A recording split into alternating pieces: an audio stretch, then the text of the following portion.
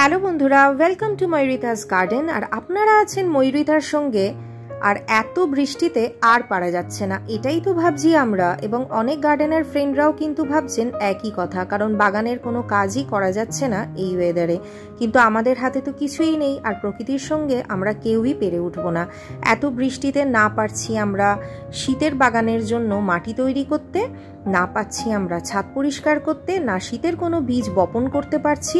আর এইগুলোই ভেবে ভেবে কিন্তু একটু চাপ মনে হচ্ছে, যেটা স্বাভাবিক। আমার তো মনে হচ্ছে, এবং আমার মনে হয় আমার সাথে আমার অনেক বন্ধুদেরও এটাই মনে হচ্ছে। কিন্তু আমি বলবো চাপ নিয়ে কোনো লাভ নেই, কারণ এই ওয়েদারের কারণে বাগানে যা হওয়ার এমনিতেই হবে। আমরা আর ওয়েদার বদলাতে পারবো না, কিন্তু এর মধ্যেই আনন্দ আর কাজ দুটোই খুঁজে নিতে হবে। যেমন দেখুন, আপনাদের সঙ্গে কথা বলতে বলতে কিন্তু আমি কিছুটা ভিন্ডি হারভেস্ট করে নিলাম, আর এটা আমার এখন নিত্য কাজ হয়েছে। আর এখানে একটা ছোট্ট টিপস দিয়ে রাখি, ভিন্ডির ফুলগুলো শুকিয়ে গেলে এই শুকিয়ে যাওয়া ফুলগুলো একটু তুলে ফেলে দিলে ভালো হয়। না হলে অনেক সময় দেখা গেছে যে এই শুকিয়ে যাওয়া ফুলগুলো বৃষ্টির জলে ভিজে পচন ধরেছে, আর ভিন্ডিগুলো ভালোভাবে হতে পারছে না। এখানে আমি এই ভিন্ডিটি রেখে দিয়েছি বীজের জন্য। আর এখানে দেখুন, গোলাপ ফুল কিন্তু মাঝে মধ্যেই দু একটা করে ভালোই ফুটছে, রোজই ফুটছে। সাইজে অনেকটা ছোট হলেও কি হবে, সে ছোট হোক, আমাদের মতো বাগানীদের মনে আনন্দ তো দিয়ে যাচ্ছে। যেমন এখানে দেখুন পদ্মের কুঁড়ি এসেছে, এখানে দেখুন ঝিঙে গাছে ফিমেল ফ্লাওয়ার বা মেয়ে ফুল কিন্তু দেখা দিয়েছে। এই গাছটাই পুরুষ ফুল এত ডমিনেট করছিল যে বলার নয়। অ্যাজ ইউজুয়াল যেমন সব জায়গায় করে থাকে পুরুষরা, কিন্তু আমিও মেয়ে ফুলে আনার জেদে ছিলাম, তাই কিছু বেশ মেল ফ্লাওয়ার আমি কিন্তু কেটে দিয়েছি। আর ঠিক তার পাশ থেকেই এক উইক পরেই দেখুন ঝিঙে সমেত ফিমেল ফ্লাওয়ার্সের দেখা পাই। অনেক ঝিঙেই পড়েছে, কিন্তু দেখা যাক কটা ঠিকঠাক দাঁড়ায়। এখানে একটা আমড়া গাছও আমার কাছে আছে, আমি দেখাচ্ছি আপনাদেরকে একটু পরে ক্লিপিংস। অনেক ফুল হয়েছিল, কিন্তু মাত্র দুটো আমড়াই কিন্তু ধরেছে। আর এই বাগানের এই ছোট ছোট কাজগুলো করতে করতেই কিন্তু মন ভালো হয়ে যায় আর একঘেয়েমি কেটে যায়। এবারে আসা যাক একঘেয়েমি কাটানোর আর এক পদ্ধতিতে, যেটা হলো শপিং থেরাপি। তবে সেটা যদি আপনার বাগানের প্রয়োজনে করেন, তাহলেই সেটা কিন্তু সব থেকে ভালো হবে। মানে ঠিকঠাক যদি টাকাটা ঠিক জায়গায় ইউটিলাইজ করা যায়, সেটাও কিন্তু দেখতে হবে, এবং সেটা নিজের সামর্থ্য বুঝেই।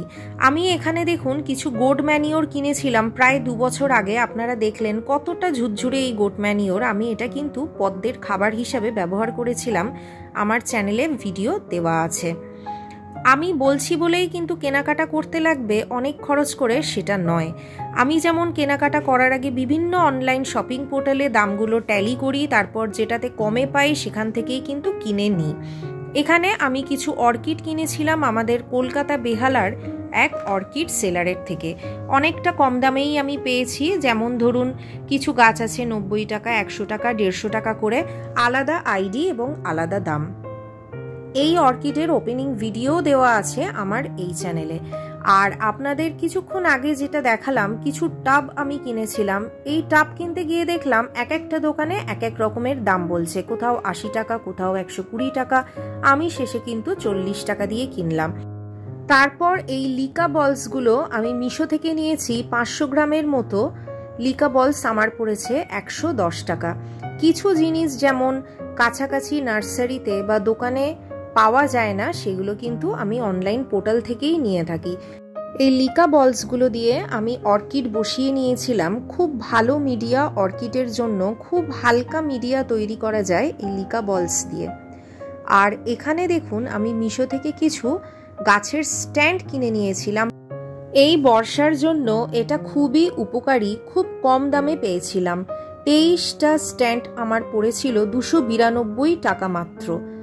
মানে এক একটা পড়েছে 12 টাকা 69 পয়সা করে, কিন্তু দেওয়ার কথা ছিল 20টা স্ট্যান্ড, আর দেখছি দিয়েছে 23টা স্ট্যান্ড। যাক, ভালোই হলো। এই বর্ষার জন্য এটা যে কতটা ভালো, না ইউজ করলে বোঝা যাবে না।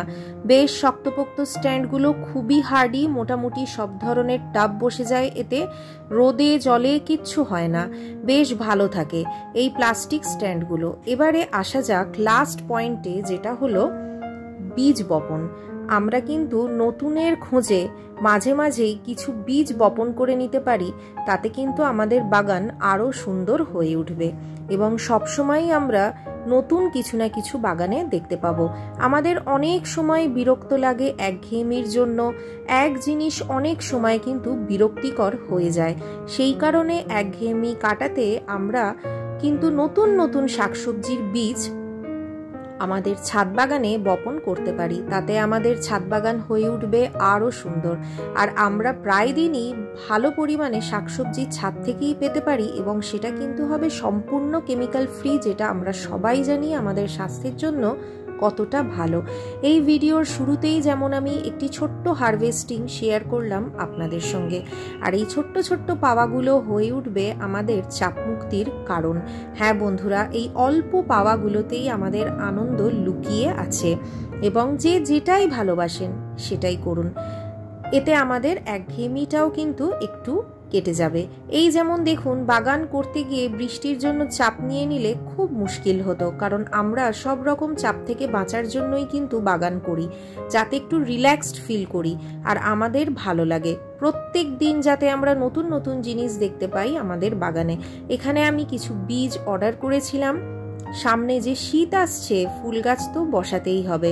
যেমন ধরুন পিটুনিয়া, প্যানজি, ডালিয়া, ভার্বিনা, ফ্লক্স, হলিহক, গাঁদা ফুল, চন্দ্রমল্লিকা, ইমপেশেন্ট, আরও কত কি নাম বলে শেষ করা যাবে না। আমি মরশুমি ফুলের বীজ বোনা শুরু করে দিলাম। আপাতত এই ফুলের বীজগুলো দিয়ে কোনো একদিন আমি আমার বীজের কালেকশনও কিন্তু আপনাদের সঙ্গে শেয়ার করে নেব। বীজ বোনা শুরু করতেই হবে এখনই, না হলে কিন্তু ঠিক সময়ে আমরা শীতের শাক সবজি ফুল পাবো না। কিছুই না, নর্মাল আমরা যেমন বীজ বুনে থাকি সেভাবেই করব। এখানে বাগানের মাটি আর বালি মেশানো আছে 3:1 রেশিওতে, মানে 3 ভাগ ঝুরঝুরে মাটি আর 1 ভাগ বালি ভালো করে মিশিয়ে নিয়ে বীজগুলো বসিয়ে নেব আর উপর থেকে একটু মাটি চাপা দিয়ে দেব। এখানে ডালিয়া আর হলিহকের বীজ বসালাম। শীতের শুরুতেই কিছু গাছ বেশ ফুল দেওয়ার মতো কিন্তু হয়ে যাবে যদি আমরা গাছ বাঁচাতে পারি। এখানে এই বৃষ্টি থেকে বাঁচাতে টাবটা একটু শেডে রাখলে খুব ভালো হয়। আর যাদের শেড নেই আমার মতো, তারা কিন্তু চাপা দিয়ে রাখবেন, যেমন গামলা বা কার্ডবোর্ড বা ব্রাউন কার্টুন, যেটা হাতের কাছে পাবেন। ভিডিওর শেষ পর্যায়ে চলে এসেছি বন্ধুরা। শেষ অবধি যারা থাকলেন আমার সঙ্গে তাদের অনেক ধন্যবাদ এবং ভালোবাসা। আশা করি সবাই ভালো থাকবেন, চাপমুক্ত থাকবেন। আর এখানে দেখুন কি সুন্দর অ্যাডিনিয়াম ফুলগুলো হয়ে রয়েছে, দেখলেই মনটা কিন্তু এমনিই ভালো হয়ে যায়, তাই না? সিঙ্গেল পেটাল রেড অ্যাডিনিয়াম, দুটো গাছ আর দুটো ধরনের কিন্তু ফুল আছে, দুটোই একটু আলাদা অন্যের থেকে। আজকের মতো আসি বন্ধুরা, টাটা।